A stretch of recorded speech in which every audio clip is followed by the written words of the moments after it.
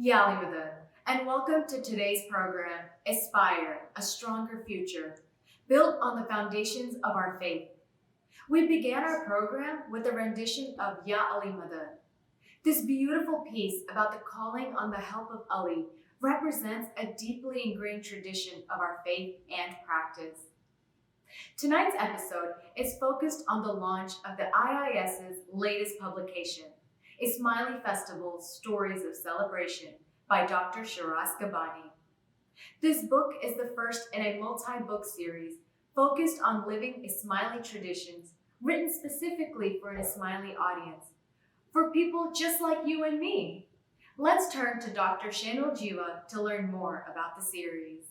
One of the guidance from Maulana Hazrat Imam was that we should harness the scholarship that we have now put together and we should synthesize it and make it available to a much broader Jamati readership and present it in ways that is of relevance to them, of interest to them, that engages their questions and concerns. How do they articulate who they are in the world that they live in today as Ismailis, as part of the broader Muslim Ummah, among the societies in which they live, and so that whole lived experience of what it means to be an Ismaili today in the 21st century. And so this series aspires to respond to that guidance from Maulana Hazrat Imam, but also of the questions and concerns and issues that the deep Jamati engagement that we've had over several decades has given us an understanding and insight of. And so we are calling it therefore the Living Ismaili Traditions Series. And one of the key interests that we've often had Jamati members express to us is knowing more about each other. The fact that we have several traditions in the Jamaat, the Syrian traditions, the Iranian traditions, the broader Badakhshani traditions, the Hazara traditions, the South Asian, Satpanthi traditions, we've got several. And each of these traditions have their own distinctions and their own unique features, but also a shared commonality in terms of, belief and allegiance to the Imam, etc.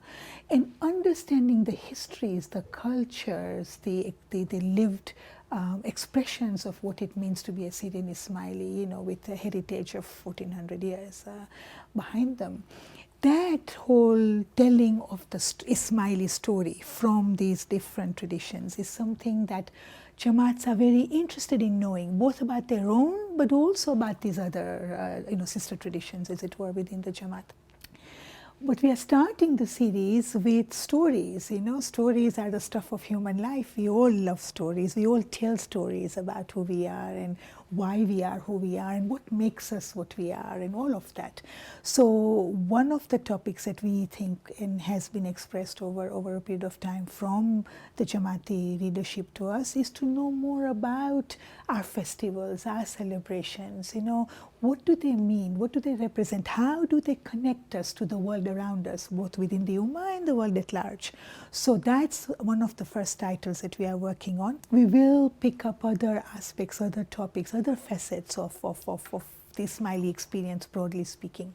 And in that regard, we are also very keen that through this series, we reach out to Jamaats across all traditions and across all cultures. And so the work will get translated into all the major Jamati languages, just as we do with our curriculum materials, for example. We are particularly keen that our youth and young adults find this material engaging, relevant, energizing for their own understandings and perspectives.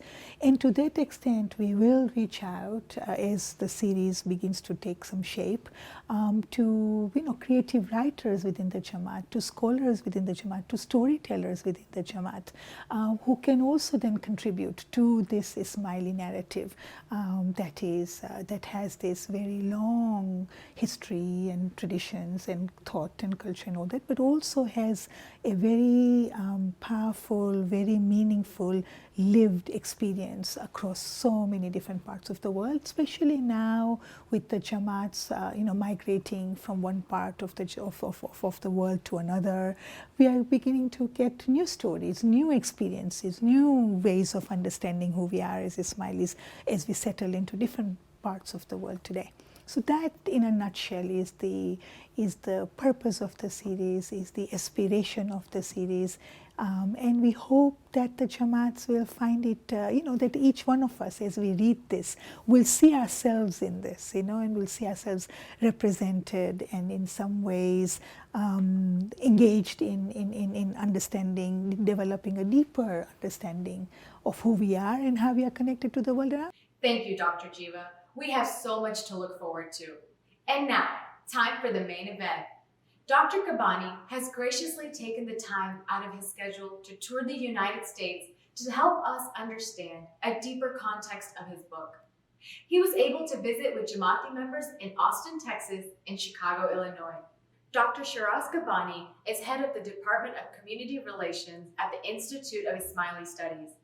A social scientist by academic training with a doctorate in management, he has served in various senior leadership and executive roles across the Ismaili community institutions, including as Vice President of the Ismaili Council for the United Kingdom and Executive Officer of ITREB USA. Amongst his many academic accomplishments, he is the author of a book from the IIS titled Ismaili Festivals, Stories of Celebration, which is part of the Living Ismaili Traditions Series and is available via ITREB.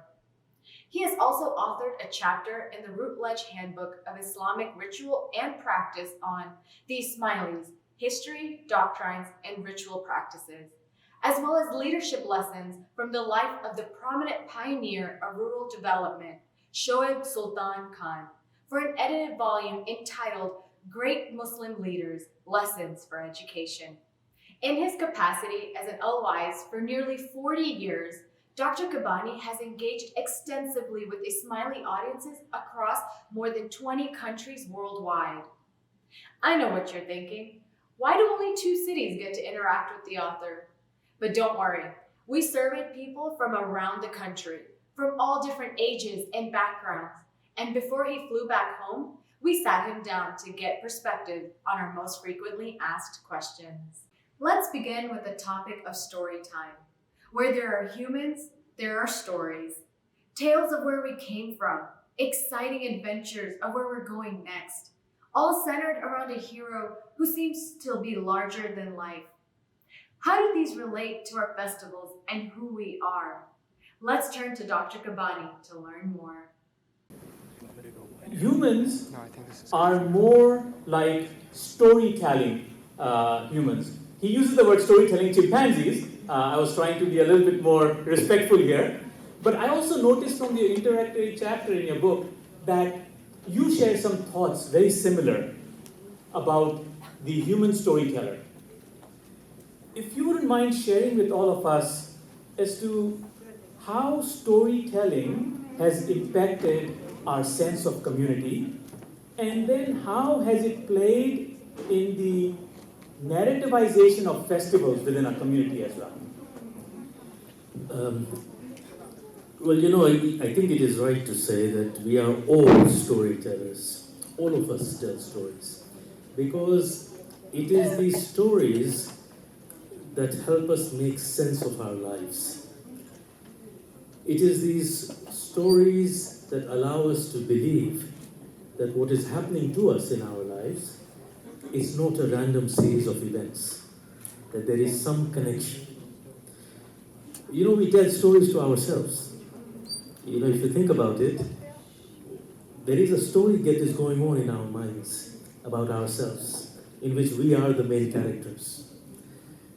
Those people who unfortunately sometimes commit suicide, often they leave notes or something that will say, I had nothing else to live for. What that means is that their story ended. They did not have a continuity in their stories. And so they felt that life was not worth living anymore. And anthropologists tell us that as far back as they can record human history, that humans have always told stories. Even the cave drawings that you find, they tell us that these drawings were done to narrate a story about their own lives, their own existences. And so we have always been storytellers. Now, festivals, as we all know, are often connected to stories. So, take for example the festival of Gadir Khum. The story of Gadir Khum is connected with the festival that we celebrate. Take Laylatul Qadr as an example. Well, there is a story behind Laylatul Qadr that something happened to the Prophet in Mount Hira while he was there. These festivals are a way for us to remember the most important stories that are part of our tradition. Because it is these stories that make us who we are. It is these stories that define part of our identity. And in that way, the fact that festivals are connected to stories, that it is also telling the story of the community. And we need to be able to, one, understand these stories so as to be able to explain to others what it means to be Ismaili. And that's the reason why I thought that this would be a useful book to write, because it will help the Jamaat appreciate at least one perspective on what it means to be an Ismaili. That was a very interesting take about stories. The star of our stories hold the values that we hold dear. Now, let's hear about how some of our ceremonies are directly related to the values that matter to us. Many traditions celebrate values on big festive occasions, but values are something that we live and put into action on a daily basis. So, how do we connect our daily values and practices with the large gatherings that only take place a few times a year? Let's listen in on what was discussed in Austin and Chicago. Festivals, all festivals, Yeah. and songs like these. Yeah. For that matter, even the Kirya that we do in Jamaat Khana, all of them are reflective of our values, they are reflective of our identity.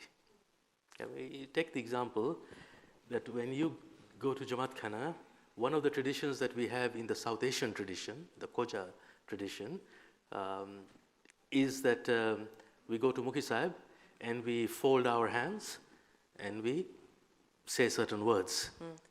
Why do we do that? Well, it's a tremendous act of taking responsibility.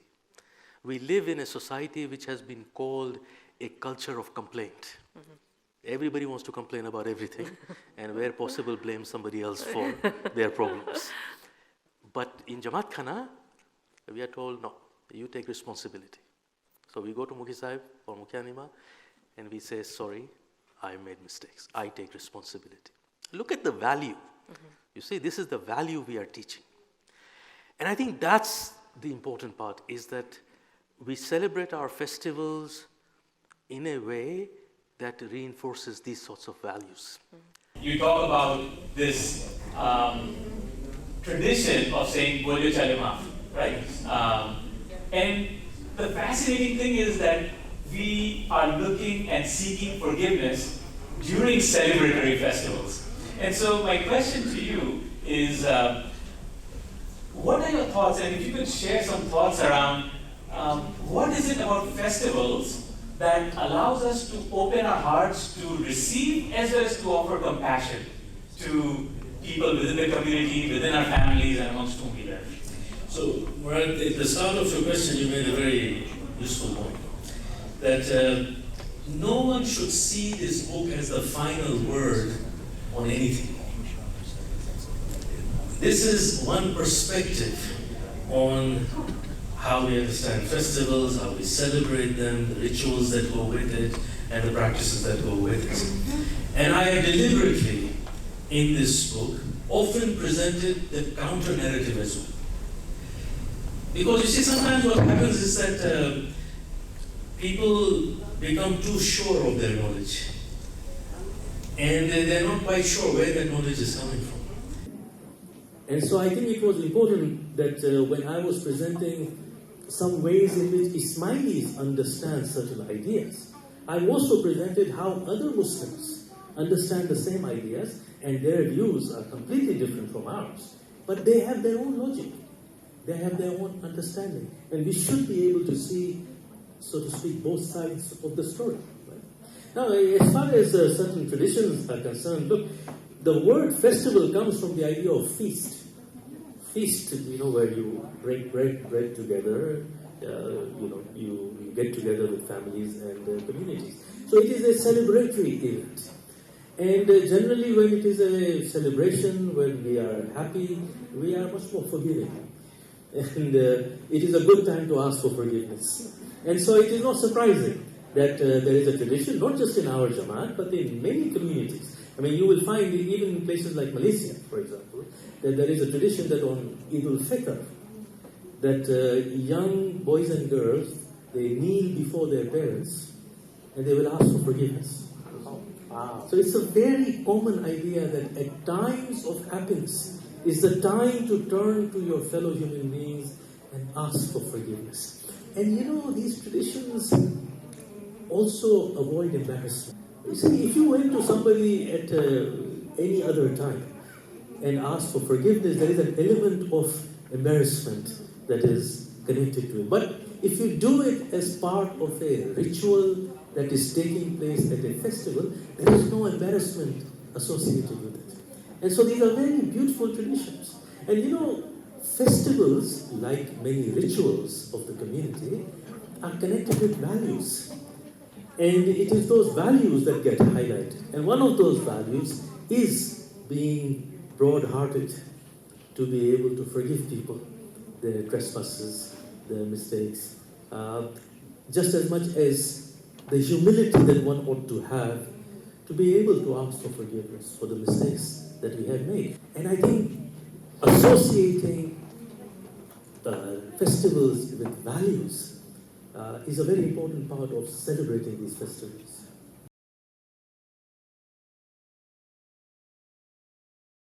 Ya Ali Madad, I'm an RAC teacher, and my students usually ask me the same question you posed.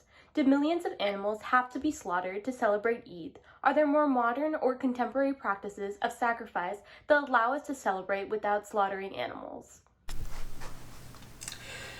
So look, the first thing that we need to understand is, what do we mean by the word qurbani? Most people, when they use the word qurbani, they are actually referring to the slaughtering of the animal. That's not qurbani. The qurbani has to do with what you do with the meat of the animal that you sacrifice or you slaughter.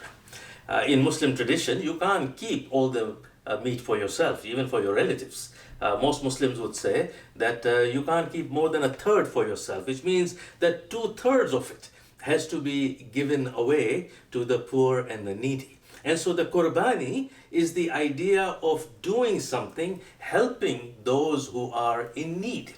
Now, you see, nowadays, there are many organizations, in fact, you probably would get letters from them, who tell you that, look, if you were to contribute a certain amount towards this particular charity, they will use it to help the poor and the needy, and in that way, you will have fulfilled this notion of qurbani that is associated with Eid al-Adha. You don't have to actually physically sacrifice an animal. Now, I know that there are a lot of people who get concerned with the large number of animal sacrifices that happen around Eid al-Adha. But look, unless you are a vegetarian or a vegan, you know that every time you eat a chicken burger or a hamburger, it is because certain animals have been killed to provide that meat for you. So the slaughter of animals should not worry you or should not concern you. Now, of course, if you are a vegetarian or vegan, or you are otherwise concerned about the environment, well, then you do have other ways of fulfilling the objective of that sacrifice. You know, in the Ismaili tradition, particularly the Central Asian tradition, there is a practice known as Chirag Raushan, which is a burial practice or post-burial practice. One of the elements of the Chirag Raushan is the sacrifice or the slaughter of an animal. And then kind of the meat is cooked and served to the people who participate in that ceremony. Now, in some cases, this might be posing a difficulty for the family because it is expensive sometimes to have an animal and slaughter that animal and serve the meat to everybody. It was Maulana Hazar Imam's direction and guidance to the community to say that, well, if you are finding that difficult to do, then you have alternatives. And the alternatives that Maulana Hazar Imam recommended was that some members of the family may wish to fast for a certain number of days. Another alternative that Maulana Hazar Imam recommended was that certain members of the family may wish to offer a certain number of days or hours of services to the Jamaat and others. And in that way, this element of qurbani that was part of the Chirag Roshan practice could be fulfilled. And so one could broaden that definition and use these sorts of methods that Maulana Hazar Imam has recommended to fulfill our obligation of qurbani even for Eid al-Adha. Thank you, Dr. Kabani, for putting it so succinctly. Our festivals and ceremonies are anchored to the values we cherish as a community. For example, the value of forgiveness and accountability are the foundation of many of our festivals, like Laylatul Qadr or Eid. But additionally, we also engage with these values every time we go to Jamaat Khana with our ritual of Dua Karabi. Isn't that such a blessing? To dig deeper, part of our practice of accepting responsibility requires us to contemplate our own ego. Ego is like the me of our minds, but when we take account of our deeds, our vision shifts to one of humility, where we see and feel something larger than ourselves, and our ego is put on hold. In the next clip from Chicago, Dr. Kabani offers a Sufi perspective on the Quran and the life of the Prophet, reflection and elevation of our own spirit. Asking the question on Miraj, where you quote Muhammad Iqbal, referring to Miraj as an example of what he called perfect manhood, where the human ego reaches its zenith and is able to retain full self-possession. You followed this statement with another insight from Muhammad Iqbal as well, quoting, "Through spiritual quest, we become part of the ultimate essence without losing our unique spiritual identity."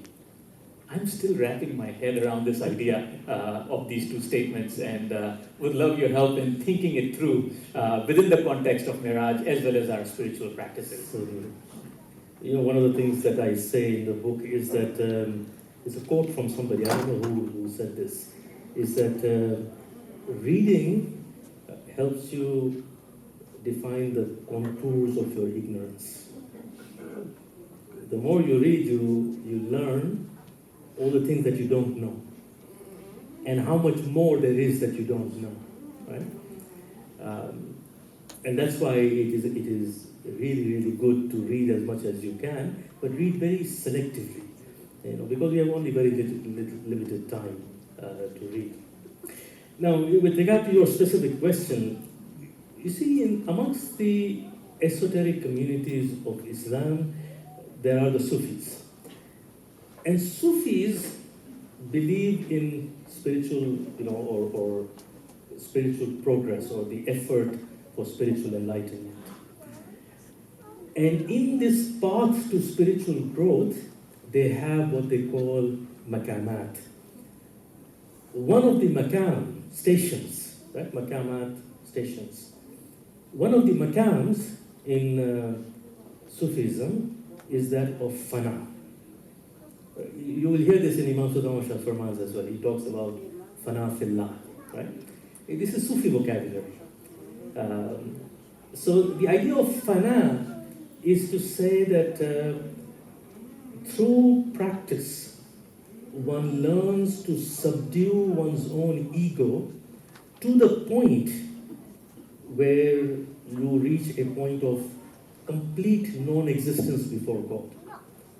That you have no desires, no expectations, no priorities, no preferences, except that which God wishes you to do. So in everything that you do, your question is not what I want to do, but what would God have me do.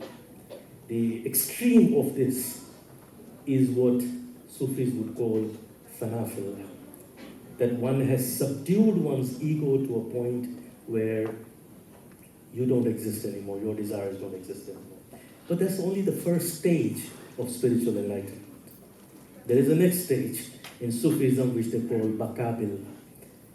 That once you have annihilated your own ego, you come back to live in the reflection of God. That you live in accordance with the wishes of God. Now, this is all very complicated, right?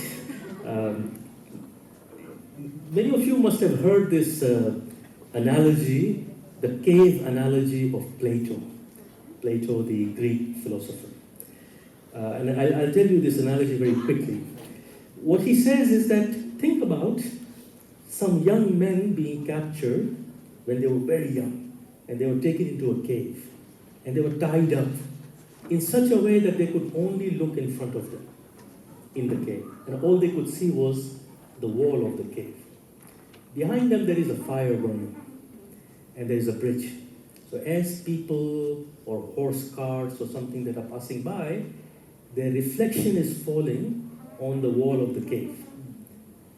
These boys that were captured, they look at that, and to them, this is the only reality that they know. And so Plato says that to them, this is the only reality. But he says, suppose one day somebody comes and takes off the shackles of one of them and gets him to turn around to look at the fire, to say, that's not reality. Let me show you what is reality. He says first, he won't be able to see anything. His eyes will get dazzled. But then he will realize that, there is something else that is real. And then he says that suppose you drag this person out of the cave and let him see sunlight.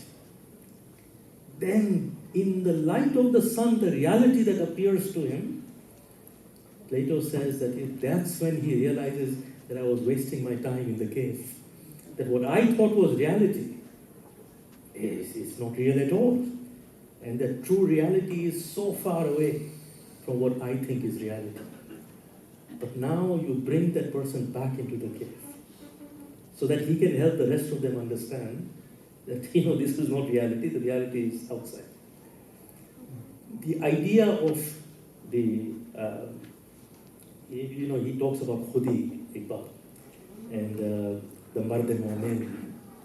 That his idea was that the person who is Baka Billah is like that man coming back into the cave after having realized the reality. And so I think that's what I was trying to explain in the book, is that the notion of the perfect manhood of the prophet, because that's the prophetic role, right? That you understand reality and you come back to humanity to say, well, let me show you what is the true reality.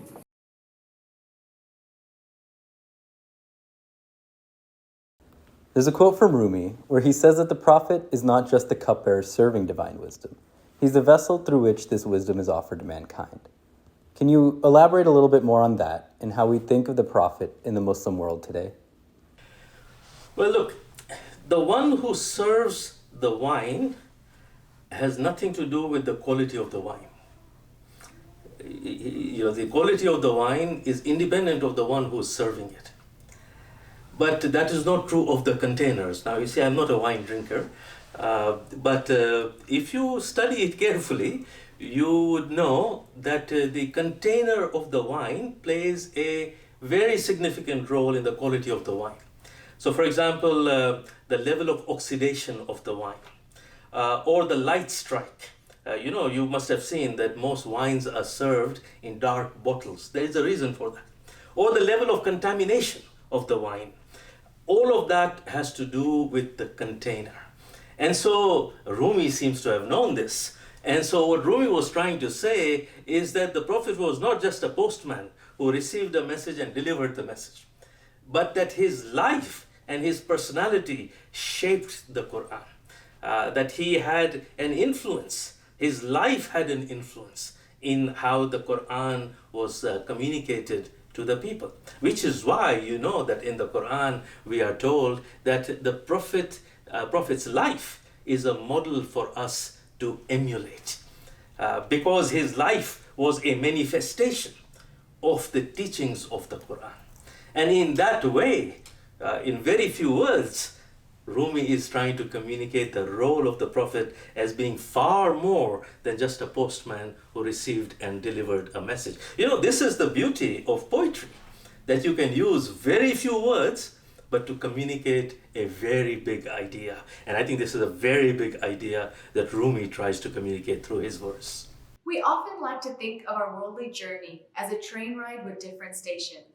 But I would say our spiritual journey is like an airplane ride, where we take off and seek elevation, absorb the new perspectives from high above, and as Dr. Kabani mentioned, we return with a deeper purpose as we proceed to our next gate. Stories of celebration includes many different viewpoints, but it is intended about Ismaili perspectives for our own personal growth. So where do we, as Ismaili Muslims, fit into the picture? Where can Ismailis find strength? In addition to the Prophet, one of those sources is Hazrat Ali. Let's visit Chicago to dive into it with a common question that helps us understand Imam Ali the hero and Imam Ali, who is always with us time and time again. I often struggle reconciling between the role of Imam Ali as someone we ask for help in our prayers and that of the physical Imam Ali, who himself faced so many difficulties throughout his life. What advice would you have for me, whose rational intellect is having trouble negotiating between the two? Yes. You see, in matters of faith, things often make sense only if you accept the idea of a spiritual world. If you don't accept the idea of a spirit and the spiritual world where it comes from and returns to, well, then a lot of things don't make sense. Amongst Muslims, and of course this is true of Ismailis as well, we believe that something about us survives after our physical death. You know, tonight in Jamati there was an announcement of certain people passing away. But look at how it was announced. That so-and-so, their ruhani has reached the presence of Mawla. Right?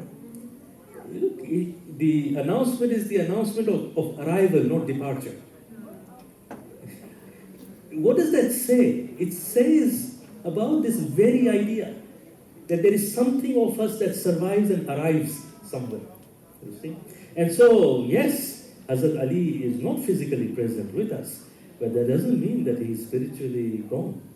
That just like our spirits survive, the spirit of Hazrat Ali survives. And this is true not just for us, this is true for all Muslims.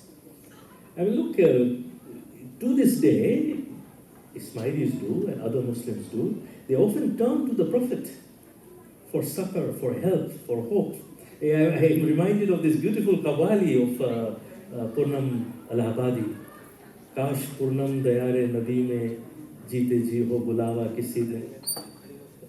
Hale gham Mustafa ko sunao, tham kar unke roze ki jali.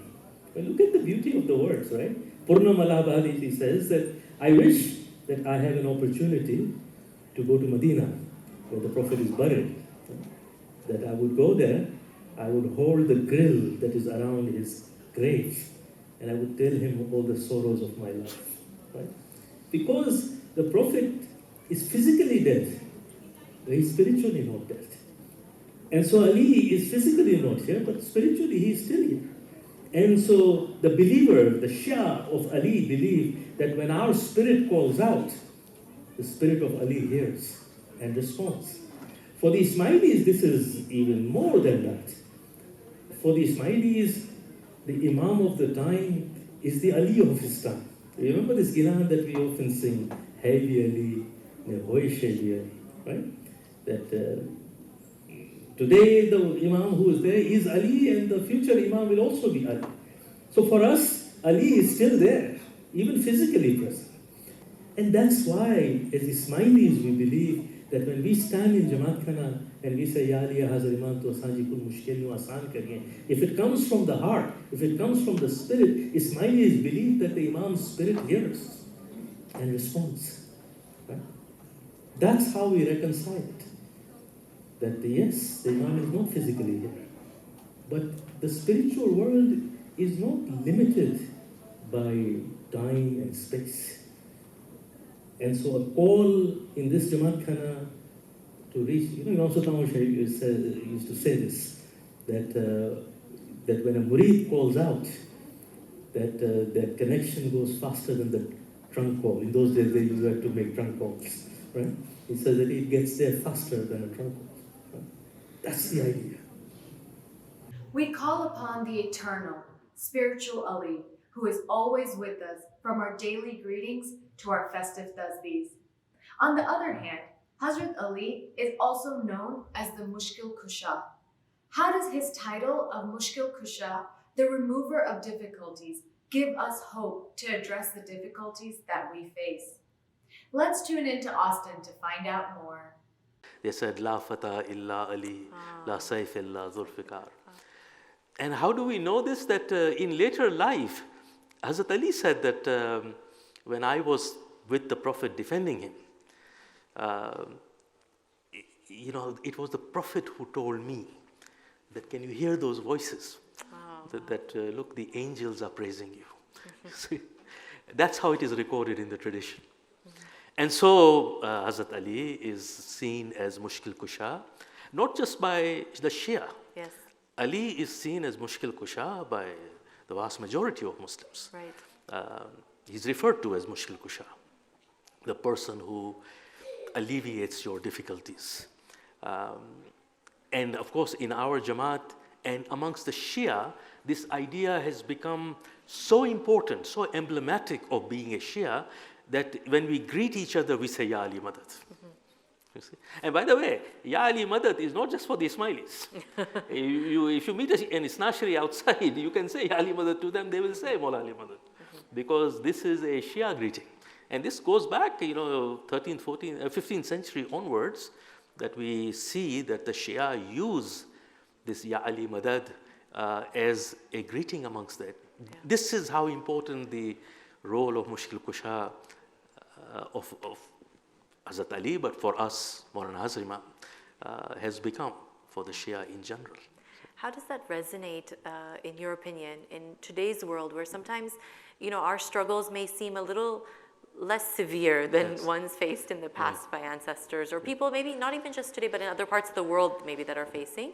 And when our kids come and we teach them Nade Ali, right? And that is one of the first prayers, we've taught our kids. And it feels like sometimes the kids of today, not just youth, but I think generally, we are very privileged to live in a space where we're not that often surrounded by really major life challenges. So how does that kind of resonate to a world where we live in a lot of maybe privilege, but we have our own set of troubles? How do we think of this notion of Mushkil Kusha for us today? Yeah. I have never met a person who says that I have no trouble. Yeah, right. right. Everybody has some challenges in life. Yes. Imam Sultan Masha used to say that life is full of challenges, and life cannot be without challenges. Yeah.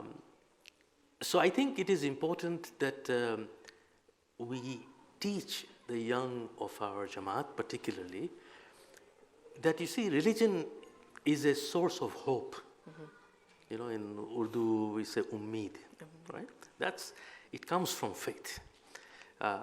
Because when nothing works, in Urdu there is a phrase, when somebody is very sick, some illness that you can't cure, the doctor will say, कि इनको अब दवा की नहीं, दुआ की ज़रूरत है. Because when nothing on this earth will work, there is a power that is greater than anything else. Mm-hmm. And so they say that, look, that's where hope comes from, you see. And so this idea of the Nade Ali seeking help, that it is a source of hope. I think one of the things that has happened to us in contemporary times mostly is that we think of prayers like magic. You see, we think that, you see, something has gone wrong, I'll go to Jamaat Khana, I'll put some money down and, I will make an offering and make a prayer and, like magic, things will change.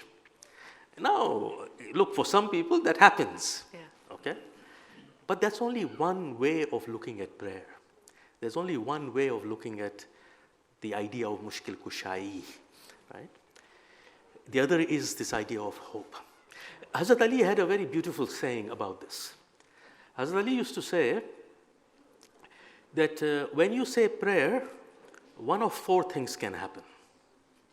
One is that your prayer will be accepted. God will grant you what you've asked for. If God doesn't grant you what you have asked for, because God thinks it is not the right thing for you. Sometimes we ask for things that we shouldn't ask for. Sometimes people even ask for bad things. Bad things to happen to other people.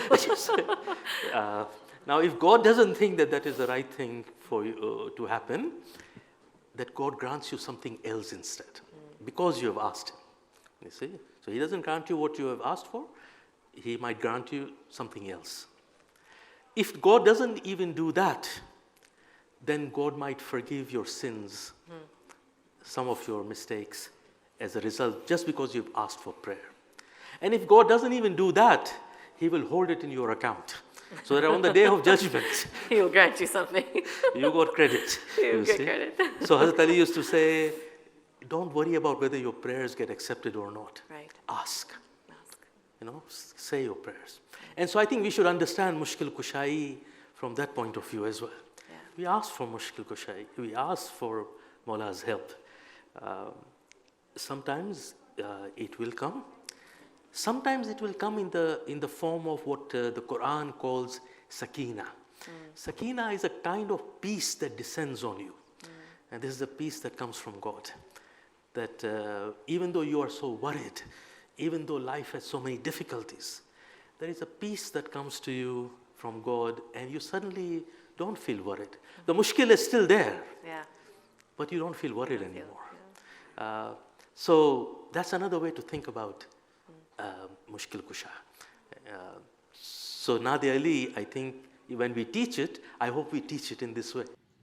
Isn't that just simply amazing? All the references to Hazrat Ali, Ya Ali Madad, our daily dhikr, the festive tasbeehs we recite communally and personally. Our call to Ali goes beyond mushkil kusha and removing difficulties. It is about finding strength and replacing what feels like weakness with hope for a better future. The next time you hear Ya Ali Madad, close your eyes and try to feel the strength come to you. And sometimes the best way to feel something is through music. Our next clip is a musical performance of Bhardo Joli, where a devotee is approaching Prophet Muhammad with outstretched arms and a joli as a symbol of collecting strength, help, and mercy to alleviate their difficulties. My brothers and sisters, I present Doom live in Chicago. Bhardo Joli, Bhardo Joli, Bhardo Joli meri ya Muhammad, लौट कर मैं न जाऊंगा खाली. Bhardo Joli meri ya Muhammad, लौट कर मैं न जाऊंगा खाली. हाँ Bhardo Joli meri ya Muhammad, लौट कर मैं न जाऊंगा खाली. Bhardo Joli मेरी या मोहम्मद, लौट कर मैं न जाऊंगा खाली.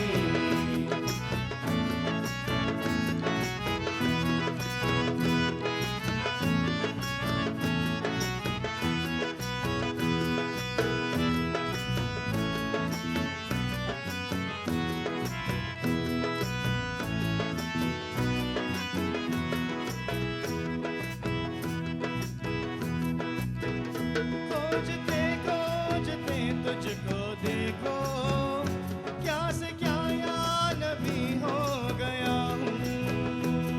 खोजते खोजते तुझको देखो क्या से क्या या नबी हो गया हूँ बेखबर दर बदर फिर रहा हूँ मैं यहाँ से वहाँ हो गया हूँ बेखबर दर बदर फिर रहा हूँ मैं यहाँ से वहाँ हो गया हूँ दे दे या नबी मेरे दिल को दिलासा आया हूँ दूर से मैं होके रुहासा दे दे या नबी मेरे दिल को दिलासा आया हूँ दूर से मैं होके रुहासा कर दे करम नबी मुझ पे भी जरा सा जब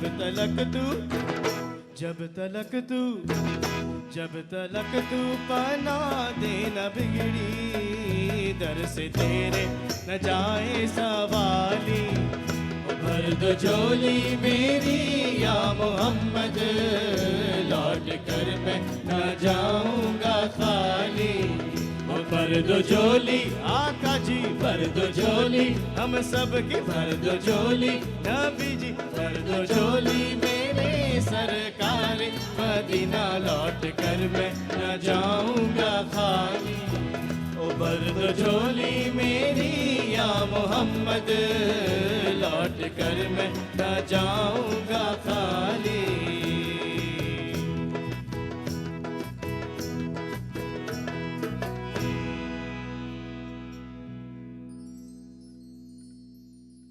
So far, we've traversed over our entire history.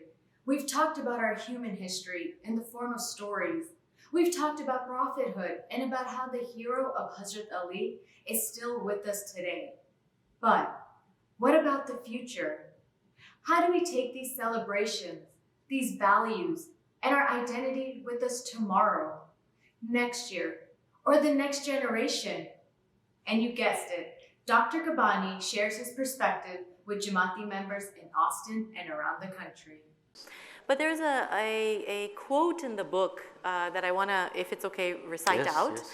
And I think what it does nicely is it talks about the power of new beginnings.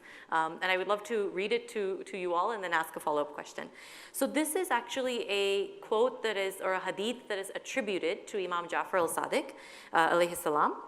And it's quoted from the book, the Bihar al-Anwar. And in it, they quote Imam Jafar al-Sadiq as having said this. And it says, "The day of Nowruz is the day God accepted the covenants of his servants to worship him. It is the first day upon which the sun rose and the winds blew, and the splendor of the world was created. It is the day Noah's ark grounded upon Mount Ararat. It is the day on which Gabriel came down to the messenger of God. It is the day on which the prophet ordered his companions to pledge allegiance to Ali as commander of the faithful. No Nowruz comes unless we expect release from suffering, for this day is an attribute of ours and our Shi'ais." So it's such a powerful, a quote, yes. Of course, attributed to the Imam. And what I love about it is that it talks about these very real historical events, but it's linking them to a day of Nowruz, which perhaps isn't always March 21st in this context. Yes. But I would love for you to articulate that a bit as to what this might mean in terms of the significance of these events being attributed to having happened on Nowruz. In fact, just a few days ago, somebody sent me that question. Yeah. Because, our young people are very smart. Yeah. And so somebody actually did the calculations. Yes. Because you can do this calculation online, right? Yeah. As to what was the date when Ghadir Khum actually happened. Right, exactly. If that was the day. Yeah. And, this person wrote to me to say, well, I've done the calculation. It wasn't 21st of March. So how can you say that this is what Imam Jafar al-Sadiq says? Well, look, as you correctly point out, Imam Jafar al-Sadiq is using this term Nowruz in its symbolic sense.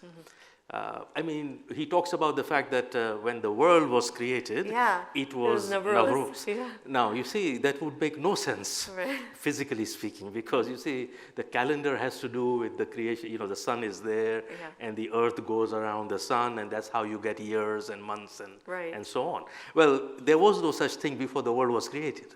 So clearly, he's not talking about 21st of March.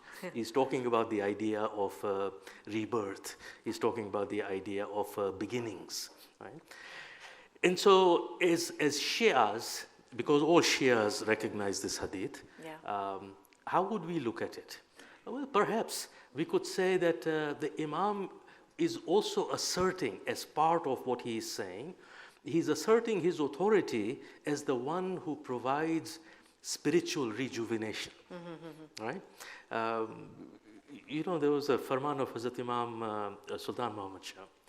People used to ask him about miracles. Yeah. And have you made can you do miracles and things like that? And the Imam said that, look, every madari can do miracles. Yes. You see? Any street magician can do miracles, he says.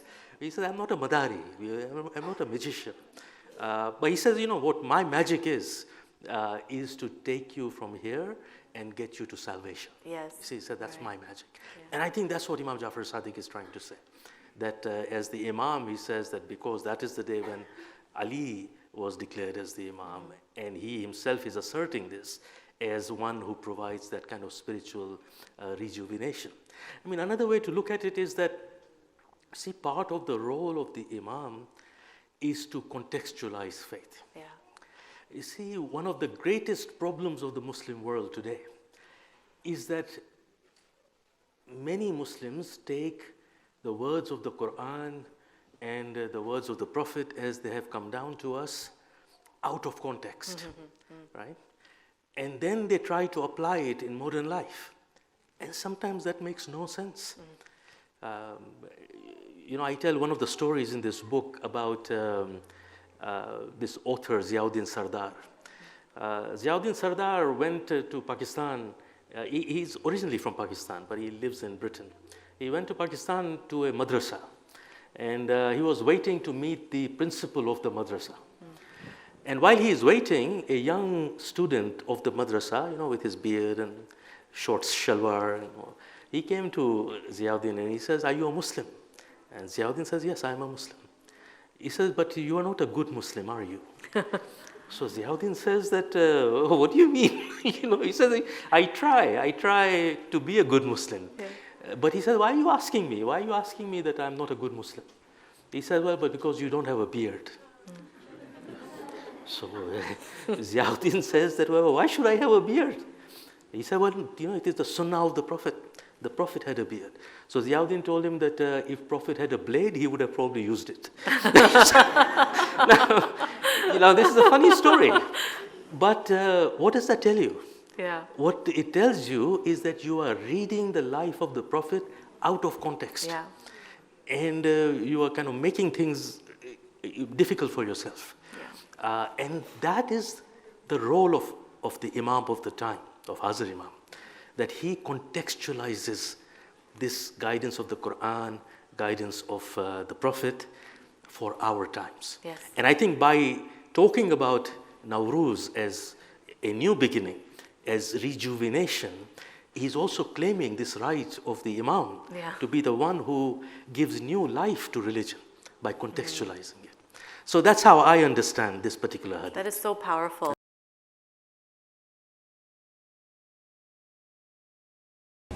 જ્યારે અમે નાના હતા અમને અમારા માવતરો કહેતા હતા કે ઇમામ બોલતો કુરાન છે અને કેટલે એની ઠેકાણે એવું કહેવામાં આવે છે કે કુરાન બોલતો નથી તે કારણે એની અર્થઘટન કરવા માટે ઇમામની જરૂરત પડે છે. તો મારો સવાલ છે કે હજી આપણને કુરાન વાંચવાની જરૂરત છે? તમે વિચાર કરો કે તમારી પાસે ફિઝિક્સની ચોપડી હોય કે કેમિસ્ટ્રીની કોઈ પુસ્તક હોય તો એ પણ બોલતી નથી. અને જો તમને કેમિસ્ટ્રી સ્ટડી કરવી હોય કે ફિઝિક્સ સ્ટડી કરવી હોય તો તમને એક શિક્ષકની જરૂર પડે છે. અને જો તમારી પાસે એક સારો શિક્ષક હોય કે જે તમને જ્ઞાન આપે, કંઈ પણ હોય, ફિઝિક્સનો હોય કે કેમિસ્ટ્રીનો હોય કે ધર્મનો હોય, જો તમારી પાસે શિક્ષક હોય તો ચોપડીઓ જે છે, પુસ્તકો જે છે તે નકામી નથી થઈ જતી. તમને પુસ્તકની પણ જરૂર છે અને શિક્ષકની પણ જરૂર છે. આ શિક્ષક અને પુસ્તકનો જે સંયોજન છે, કોમ્બિનેશન છે, એના દ્વારા આપણને ધર્મની કે કોઈ પણ તાલીમ મળે છે, શિક્ષા મળે છે. કુરાનને સમજવું અઘરું છે, થોડીક મુશ્કેલ થાય છે, તકલીફ થાય છે લોકોને. જે લોકો પાસે બરાબર ધર્મનો કે કુરાનનો, નબી સાહેબની હયાતનો, જિંદગીનો ઇલ્મ નથી, નોલેજ નથી, તે લોકો કુરાનને બરાબર રીતે, સરખી રીતે સમજી નથી શકતા.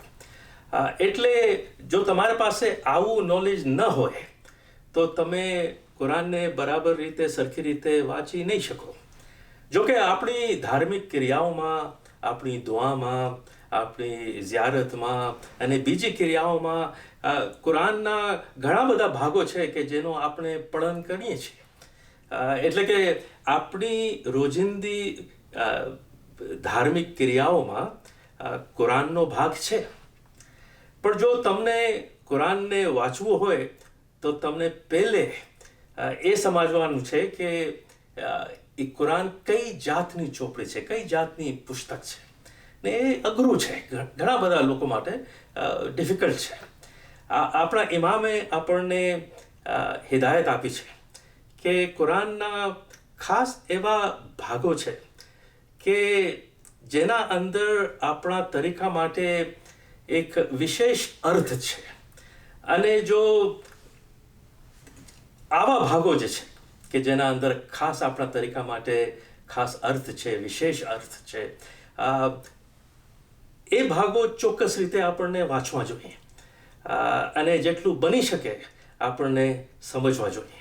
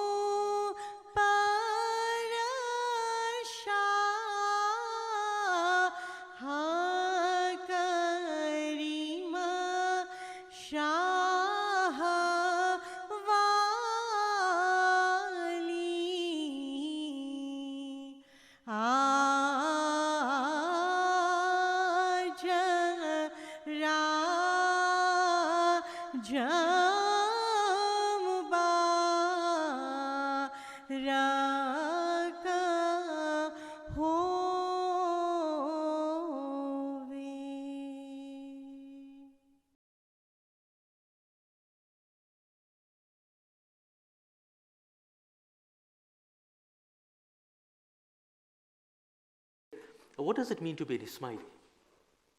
The general answer that I will get is that, well, it means that you believe in Hazrat Imam. And I think it is much more than that. Being an Ismaili is not about having some kind of philosophical idea in your mind. You see, believing, look at the word, believing in Hazrat Imam. This is just a philosophy in our mind. That's not Ismailism. To be an Ismaili means to think in a particular way. Yeah. To be an Ismaili means to behave in a particular way. What is that? How many of us can speak about these things?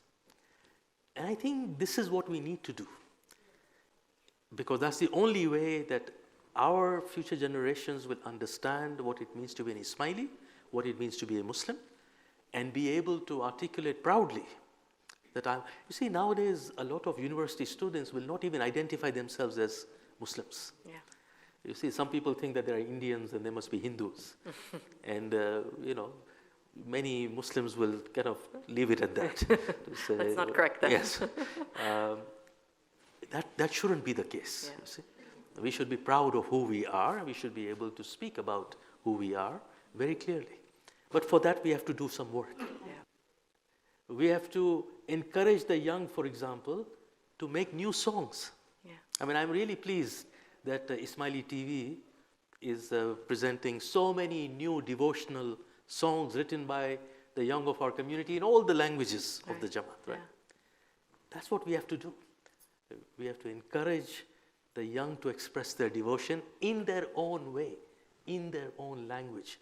And we at home and in Jamaat Khana, we have to find ways to transfer the tradition, the values, the identity from one generation to the next generation. That will require creativity, but that will also, more importantly, require flexibility on our part. We often hear the terms pluralism and diversity and have become sort of buzzwords in our conversations, but I sometimes feel to a very superficial extent. And so I would like to ask tonight for maybe an in-depth conversation around the idea of diversity.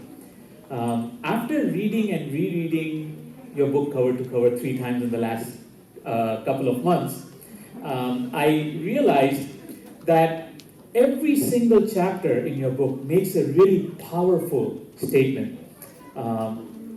It is a powerful statement on diversity as not something that we simply cherish, but we embrace wholeheartedly and celebrate. And so a profound insight that you shared in that chapter is that we, the storytelling humans, see everything from where we stand. And that is the reason there is a diversity of views amongst Muslims on just about everything. Can you share your thoughts as to why this dance of unity and diversity, as you call it, is worthy of our celebration? Yes. So the point that you made about the fact that we see things the way we are, where we are standing. I tell an interesting story about Mullah Nasruddin in the book. Mullah Nasruddin, most of you would have heard of, is the wise fool of Muslim folklore. And so Mullah is sitting at the bank of a river fishing. From the opposite bank, somebody calls out and asks him, Mullah, where is the nearest bridge to get on the other side? So Mullah looks at him quizzically, scratches his head, and says, you don't need a bridge, you are already on the other side. Funny as that might sound, if Mullah had a point. From his point of view, that fellow was already on the other side. And I think that's the point that I try to make, is that we see things from where we are standing. And each one of us has a different intellectual profile. Each one of us has a different spiritual profile. We are not just products of our DNA and chromosomes. We are also products of our past. I mean, look, if you read this book, one of the inescapable conclusions of this book would be that this has been written by a South Asian of Pakistani origin. You see, because I'm a product of that past. We are all like that. Right? We are all products of our past, our education, our upbringing, the environment in which we lived, and so on. And so, any community that does not recognize that diversity that exists, does not respect that diversity, will find itself scattered. Because recognizing the differences amongst us requires that we allow for flexibility. That we don't expect that everybody is going to do everything exactly the same way. Right? I'll give you an example. If you see in Jamaat Khana people performing their prayers, when the time comes, for example, to raise hands in prayer, well, people do it very differently, right? People will hold their hands like this, or many other ways. I actually remember, you see, when I was in Pakistan and I used to go to what used to be called night school, my teacher did not understand this idea of flexibility.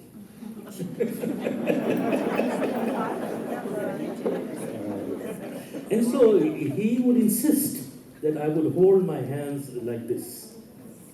And even as a child, I was an argumentative child. And so I used to argue with the teacher to say, but my dad holds his hands like this. So why are you asking me to hold it like this? He said, well, you are asking for something. And if you hold your hand like this,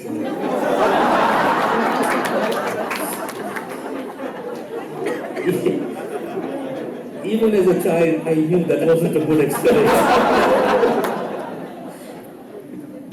And I think that's the point I was making earlier, that we have to work out amongst ourselves, leaders, educators, and the Jamaat. Where is it that we want people to do things exactly the same way? And where is it that we want to allow for flexibility and allow people to understand things in their own way, do things in their own way? That's the dance I'm talking about. Right? That there is a certain degree of unity and there is a certain degree of diversity within the community. And if you don't do that dance well, then everybody's going to fall down, right? Communities do not survive when flexibility and taking account of the diversity is not done effectively within a community. And I think as a community, we have the great good fortune of the wisdom of the Imam that is available to us, who clearly recognizes this, who clearly sees the diversity and clearly encourages the role of the intellect. You see, if you ask people to apply their own intellects, people will come to different conclusions. People will come to different understandings. And so by the Imam encouraging us to use our intellects even in matters of faith, he's telling us that you have agency, you have the ability, and you might come to a different conclusion, and that is okay for the Imam. He's allowing for that flexibility. Now, you see, sometimes what happens is that the community finds that flexibility also problematic. When I travel across the world, one of the questions that I often get asked is that, look, we are one Jamaat. Why don't we do everything exactly the same way? Because the view is, and this is kind of a imposed view, we are so used to living in contexts, particularly in places like Pakistan and Afghanistan and Iran, where there is conformity that is demanded. And so there is a certain view that is held even in our Jamaat, that conformity, absolute conformity, is the right thing to do. But we forget that when you try to say that, look, we will do all of our rituals in this way, which ritual are you going to pick? The way you do it in Pakistan? The way you do it in India? Because even Pakistan and India don't do things exactly the same. Or will you do it the way Canadians do it, or will you do it the way East Africans do it, or Afghans do it? I mean, which one are you going to select? You can see the problem with this. And the Imam has deliberately chosen not to do that. to have that kind of conformity. And I think that that's the dance of unity and diversity that in fact, the entire book is about that, is to understand this, that we must recognize the diversity of the Muslim world. We must also recognize the diversity of the Ismaili Jamaat. You know, sometimes amongst our Jamaat, I find that people think that all Muslims do one thing, and then there are these Ismailis who do their own thing. It's not the case. Which is why in the book, when I refer to, and I have discussed Ismaili rituals in the book, I've talked about Jura and Majalis and Betul Khayal and other such things. And I have used vocabulary that is common amongst other Muslim traditions. That what we do in our Jamaat Khanas is perfectly part of that rich diversity that exists in the Muslim world. So we don't have to feel like we are oddballs in the Muslim world. We are certainly not. Our practices often mirror the practices of many other communities. But we have to understand that. And we have to appreciate that.